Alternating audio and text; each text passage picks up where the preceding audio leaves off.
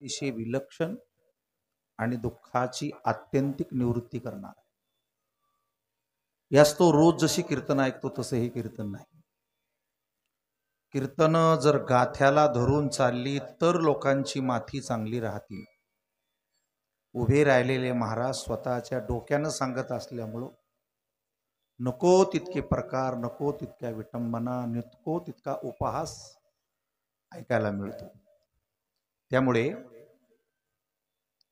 समाजाला जे दुःख आहे त्या दुःखाची निवृत्ती होत नाही. हा जो मंडप टाकलेला आहे हा सत्यावर अधिष्ठित मंडप, बाकी कशावरच नाही. या मंडपामध्ये जात कधी चालतच नाही. यारे यारे लहान थोर याती भलते नारी नर करावा विचार नलगे चिंता कवनासे असं म्हटलं. या जातीचा त्या जातीचा, गरीब श्रीमंत, लहान मोठा, माळकरी बिनमाळकरी जसा असेल तसा, साधा भोळा, एक सांगू का, आधी करून वेशाही, सांडाळ, पतित, हलकट, पापी, दोषी, ही सगळे चालते या मंडपामध्ये. त्याच्यामुळे हा जातीचा मंडप नाही. त्याला महाराजासह तुमच्यानी ज्या ज्या काही दिशा द्यायचं काम सुरू केलं, भयंकर पाप आणि दुष्परिणाम पुढच्या काळात तुम्हाला भोगावे लागतील. त्याच्यामुळे अतिशय सावध राहा. जाती सवे नाही काम. जातीपातीच्या पलीकडे गेल्यावरच या मंडपात आलं पाहिजे. बाकी मंडपाच्या बाहेर ते जमतं ना सगळं. कच्चाटून जातीवर गेलं पाहिजे, आपल्या जातीत राहिलं पाहिजे, जातीचा स्वाभिमान बाळगला पाहिजे, पण ही जागा त्याची नाही. दुसरी गोष्ट, याच्यात राजकारण आणू नाही, अजिबात नाही. राजकारण खेळा, जिंका, दुसऱ्याला पाडा, मोठे व्हा, सत्ता मिळवा, ही खूप छान गोष्ट आहे, पण याच्यात नाही. हे सत्याचा मंडप आहे, तो सत्तेचा मंडप आहे. त्याच्यामुळं कुठल्या पक्षाचा मंडप नाही हा, कोणत्याच नाही. मला एखाद्या पक्षाचे तत्व पटत असतील तर दुसऱ्याला दुसऱ्याचे पटत असतील. याच्यात गावात 7-8 पक्ष आहेत, सगळ्या पक्षाचे लोक बसलेले, आणि ते पक्षाचे म्हणून आलेले नाहीत ना. त्याच्यामुळे याच्यात व्यवहार आणायचा नाही, व्यवहार कधीच आणायचा नाही. त्याच्यामुळे वर्गणी देताना लाऊडस्पीकर मध्ये नाव सांगायचं नाही की आम्ही 1100 दिले 500 दिले. काय उपकार केलाय, जमीन त्याची, पाणी त्याचं, आकाश त्याचं, अग्नी त्याचा, सगळं त्याचं.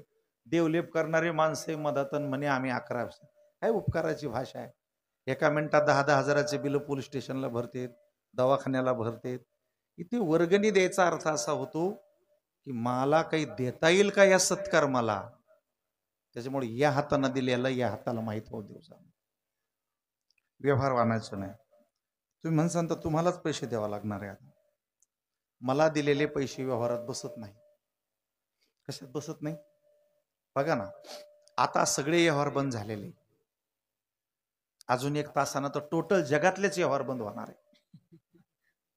एवढं सोडं तर सगळे दुकानं बंद होणार.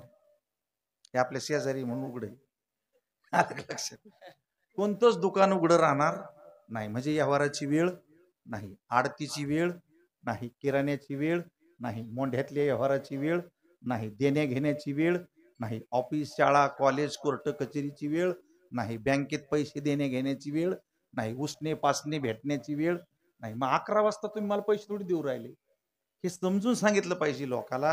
हे व्यवहाराच्या नियमात बसत नाहीत. आपण आणलेल्या माणसाला आपल्या वतीनं काय द्यायचं, तो प्रसाद असतो पांडुरंगाचा. रातच्या 11 वाजता काय असतो तो, हो, समाजानं काय दिला, घेणारानी प्रसाद म्हणून द्या जाव, घ्या जाव, आणि देणारानी प्रसाद म्हणून द्या जाव. तुम्ही म्हणसान मग खालीवर काय चाललं, खालीवर वगैरे काही चाललं नाही. जेवढी पाहुणी मोठ्या घरची तेवढी नाटी चांगली घ्यावा लागते. हाय काय डोंबलं याच्यामध्ये. त्याच्यात काय, याच्यात बिघडाय, हे व्यवहारात बसत नाही हा कार्यक्रम. त्याच्यामुळे तुम्ही शांत राहा. व्यवहार, राजकारण डोकं काही लावू नका. मी तुम्हाला भेटतो, मी 2दा येऊन गेलेलो इथं, आणि आजचं कीर्तन तुम्हाला गिफ्ट देऊन टाकतो. पहा, सुटलं तर प्रयत्न करा. हे नियमात बसत नाही. कशात बसत नाही, हो. त्याच्यामुळं हा अभंग ज्यांचा आहे ते सिद्ध संत आहे. कोणते संत आहे, फ्लॅट करायला सगळा आवाज आला. सिद्ध संत म्हणजे ज्यांचा संदेह गेलेला आहे. स्वतः काय गेलेला आहे, संदेह गेलेला आहे. विश्वशक्तीशी जोडलेले. कोणाशी जोडलेले, गावातल्या आणि तालुक्याला असलं नाही. ब्रह्मांडात जी ऊर्जा आहे त्या ऊर्जेशी ती जोडलेली, त्यामुळे त्यांची दृष्टी पवित्र आहे. त्यांना स्त्री पुरुष बाई माणूस पापी पुण्य असं काही नाही. हृदय एकदम निष्काम झालेलं आहे. जो बी पुढे आला त्याचं बरं व्हावा, पुन्हा नुसतं बरं नाही किंबहुना सर्व सुखी, पुन्हा नुसतं गावातल्याचं बरं नाही पूर्ण होणी तिन्ही लोक. काय कधी यावं आपल्या वाणी वाटे असे शब्द. त्रिभुवनात सुखी राहावं त्यानं. कुठं राहावं सुखी? माझ्या जवळ बसलेली माणसं, तुम्ही आमच्या जवळ बसल्यावर दरिद्री राहावं काय, भिकारी राहावं का, रोगी राहावं का, संशयी राहावं का, भेदभावात राहावं का ना, पार पडली राहावं. असे जे संत असतात ना त्यांना सिद्ध संत म्हणायचं. आणि त्या सिद्ध संताची ज्ञानोबरायानं ग्रुप केला होता, मांदियाडी तयार केली होती 84 सिद्धांचा. प्रत्येक जातीतली सिद्ध माणसं आणली होती, सगळे असे जमवले होते. आणि त्यांच्या पुढे उभं राहायचं असलं तर डोळ्यावर डोळा टाकायची ताकद नव्हती, असं खाली वाकून म्हणायचं. आणि प्रत्येक बारचेना नम्रतेनंच म्हणायचं, तनु मनू हो असं बोलायचं सुद्धा नाही. असं तुकाराम महाराज ज्ञानेश्वर महाराजाच्या समाधी पुढे काय म्हणले, करा क्षमा अपराध महाराज, तुम्ही हो सिद्ध आहे, तुम्ही क्षमा करा मला, आमची पात्रता नाही तुमच्या पुढे उभं राहायची. कळलं का तुम्हाला माझं बोलणं? आता ते सिद्ध संत होते, त्याच्या नावावर हे सत्य सुरू आहे. आणि आपल्याला जे भेटते काय हे सिद्ध नाहीये, प्रसिद्ध आहेत. पण माहित असलं पाहिजे, कोणतरी सांगितलं पाहिजे ना, या समजना नेमकं काय चाललं ते. विंचू पांढरा का काळा कसला असलं तर ठणक्यात फरक नसतो. महाराज दिसायला असायला महाराज असायला पाहिजे का दिसायला पाहिजे? हे जे तुमच्या नावाला भेटायला लागले, तुम्ही जे त्याचे नावं घ्यायला लागलेत, तुमच्या बोलण्यातच फॉल्ट आहे. तुम्ही सांगतानाच म्हणायला लागले महाराष्ट्रातील सुप्रसिद्ध, काय म्हणायला लागले? हो प्रसिद्ध झालेले संत. सिद्ध संत कुठं म्हणता तुम्ही? काय म्हणता? मग प्रसिद्ध तर दादा कोंडके आहे, निळू फुले आहे, लक्ष्मीकांत बिर्डे, आता गौतमी पाटील आहे. हो काय तमाशा लावला तुम्ही आणि महाराज आहे ना. तुम्हाला कोणीतरी आडविलं पाहिजे ना. पोरगी हाताबाहेर चालली, पोरग हाताबाहेर चाललं, लक्षात नाही आलं तर म्हातारीच्या लक्षात आल्यावर थोडेसे बोट दाबले पाहिजेत, मनकट पायावर पाय दिला पाहिजे, रगडीलं पाहिजे. जसं हेंद्रे असं काय करायला लागला, नाही तर ते हाताबाहेर जाईल कार्यक्रम सगळा. काय जाईल? हो, म्हणून आपल्याला जे भेटले ते सगळे संत नाहीत, जंत येत. काय येत? जंत. ते स्वतःला प्रसिद्ध म्हणून घेतात आणि त्याची इतकी लाज गेलेली की ते खालील येते जी टाकीज फेम. कोणते फेम येते? टाकीतला माल येतो. कशातला माल आहे? गाथ्यातला नाही, ज्ञानेश्वरीतला नाही, देहूतला नाही, पैठण मधला नाही, आळंदीतला नाही, गुरुच्या जवळचा नाही, देवाजवळचा नाही. ते लिहितानाच खरं लिहितंय. कशातला माल आहे म्हणतंय? हो टाकीतला माल आहे. आता चैनाचा माल कसा असतो हे तुम्हाला माहित असलं पाहिजे. त्याच्यामुळं महाराज आला, कीर्तन फसलं, महाराज बोंबाला, चुकीचं झालं, याच्यात महाराजाचा तिळभर दोष नाही. आणि मी महाराजाला नाव ठेवत नाही. त्याचं कारण असं आहे, जगात प्रत्येक गोष्ट सेकंड असते. Original second, original second. इतकं सांगत बसण्यापेक्षा सोनं सुद्धा ओरिजिनल आहे आणि सोनं नकली सुद्धा. नकली जास्त आहे ना. नकली कसं आहे? हो दिंदरूडला नकली सोन्याचे लई मोठे दागिने, असली सोन्याचं दुकान आहे की नाही मला माहित नाही, कुठंतरी असतंय. पण मोठं सोनं लहान्या सोन्याला नाव ठेवत नाही. ते म्हणतात आपल्याला घ्यायला ताकद लागती, बराबऱ्या कुठून व्हा, मग आपलं चाल द्या तुमचा कार्यक्रम. तुमच्यात तेवढी ताकद नाही ऐकायची, त्याच्यापेक्षा आपलं जसं भेटन तसं घ्या, आपलं काम भागून. रुपयावर एकदानी भेटती बाई आपली 50 रुपये तर नवरी तयार व्हायला लागली इथं 150 रुपयामध्ये.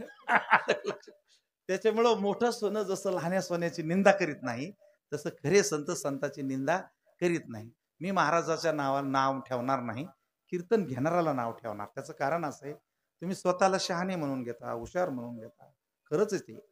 पण तुम्ही जर बाजारात गेले भाजीपाला घ्यायला तर वांगे निवडून घेता पहा तुम्ही. किडके बाजूला करता, सडके बाजूला करता, निवडून निवडून वांगे घेता. कांदे निवडून घेता, कोशिंबीर निवडून घेता, टमाटे निवडून घेता. मग 20 रुपयाचा भाजीपाला जर इतक्या बाऱ्या निवडून घेता तर 20-20 हजाराची पाकिटं देताना मग तुम्ही. त्याच्यामुळं माल बेकार निघाला तर हा दोष महाराजाचा नाही ना. वांगे सडके निघले हा दोष त्या वाईट स्वयंपाक करणाऱ्या बाईचा नाहीये, ज्यांना आणलं होतं का त्यानं निवडून त्यांनी आला पाहिजे होतं. त्याच्यामुळे काय व्हायला लागलंय की सडका माल तुमच्या वाट्याला यायला लागला तर हसणं, टिंगल, टवाळ्या, मजा आली, रंग आला असे शब्द जेव्हा तुमच्याकडून येते तेव्हा माऊली तुकोबायला लय रडायला येईल. रडायला याच्यासाठी सप्ते सुरू केले नव्हते आम्ही. तुम्हाला दातच काढायचे असन, हसायचंच असन तर महाराजात काय असतं बरं हसायसारखं? ते तोंड वाकडे करायला लागलेत, घाण घाण बोलायला लागलेत, उड्या मारायला लागलेत, डान्स करायला लागलेत. महाराजात काय असते?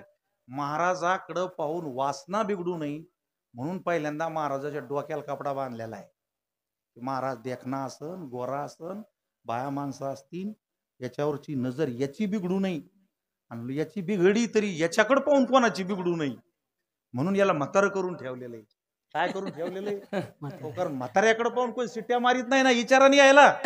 यायच्या कोणी नादी लागत का? यायला का मिस कॉल येतो का? यायला का व्हिडिओ कॉल येतो? यायला का चॅटिंग होती? याजवळ कोणी बसत का? एक्सपायर झालेला माल असतो तर त्याच्यासारखं महाराजाला केलेलं आहे. कोणासारखं केलेलं आहे? या महाराजाकडे पाहून वासना बिघडू नाही. कपडे अमुक तमुक मर्यादित.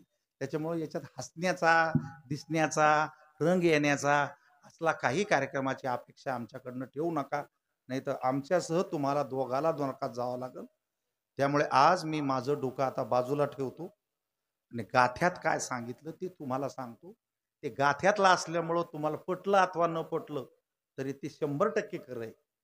माझ्या डोक्याचं जर सांगितलं मी, माझ्या डोक्याची काय गॅरंटी? मी माझ्या डोक्यात येईन ते सांगन तुम्हाला.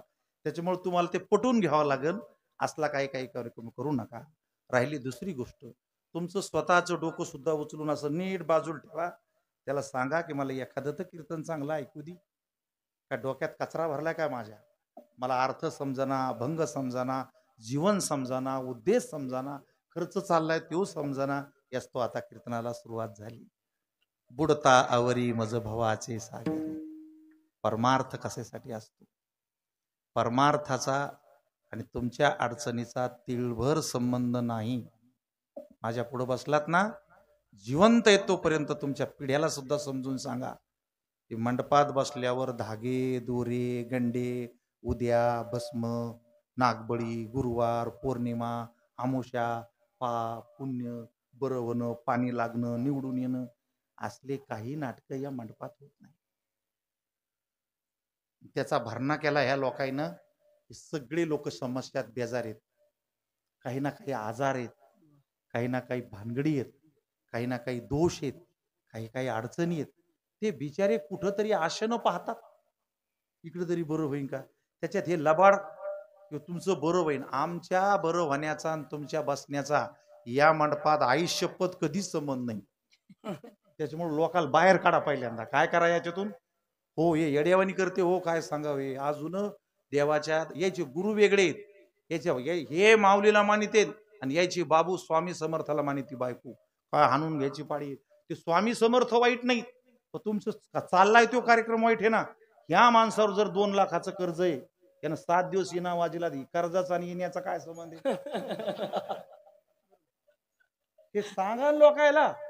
हे बरं होईल म्हणून आमच्या जवळ येऊन बसायला लागले. पैशाचा आणि याचा काय संबंध आहे? दुसरी गोष्ट, तुम्ही आम्हाला दिल्याशिवाय आम्हाला पैसे भेटत नाही तर तुम्हाला कसे भेटतील? काय येण्याचा अभ्यास. हे सिद्धांत येते. काय येते? सगळ्या महाराजाला पैसे कोण देतं? खरं बोलायचं, कोणता बाबा जरी आणला त्याला पैसे कोण देतो? समाज देतो. बरोबर आहे. समाज ज्या माणसाला पैसे देतो त्या माणूस तो महाराज त्या समाजाला काय देऊ शकतो? भिकारी भिकाऱ्याला देत असतो का? तो कार्यक्रम बंद करून टाका. त्यामुळे या मंडपात पैसे भेटन असं सोंग करू नका. नीट शाळात जा, अभ्यास करा, येड्यावन करू नका. डिग्र्या घ्या, उद्योग करा, धंदे करा. नाही याच्या नादी लागू नका. इथे पैसे भेटण्याचा विषयच नाही. इथे रोग जाण्याचा विषय नाही. इथे विहिरीला पाणी लागण्याचा विषय नाही. आणि खरं सांगू का, ह्या तुमच्या खऱ्या अडचणीही नाहीत. आज 2 लाखाचं कर्ज आहे, चांगला माल होईल, उद्या निघून जाईल. आत्महत्या करू नका, टेन्शन घेऊ नका. कोणत्याही मंदिरातून पैसे भेटणार नाहीत तुम्हाला. अडीअडचणी तुमच्या मंदिरातून जाणार नाहीत. मानसिक समाधान म्हणजे ब्लॅकमेल करायलेत महाराज तुम्हाला. उद्या लावालेत, कडे लावाले, गंध लावायला लागलेत, तुम्हाला अन्नदान करा म्हणते, पैसे उकळायला लागले. याचा आणि त्याचा काही संबंध नाही. आणि खरे हे तुमची दुखणीच नाही. कोणते? हे कर्ज असणं, देणं घेणं, पोराचं पटणं, बायकोचं न पटणं, पोरीचं न पटणं, ह्या तुमच्या समस्या खऱ्या समस्याच नाही. आज माझ्याकडनं ऐका, सप्ताह का करायचा, वर्गणी का द्यायची, मंडपात का बसायचं, हे का ऐकून घ्यायचं, संसारातल्या अडचणी इथं सांगायच्या नाहीत का? ठाऊकच आहे संसार दुःखाचा. आणि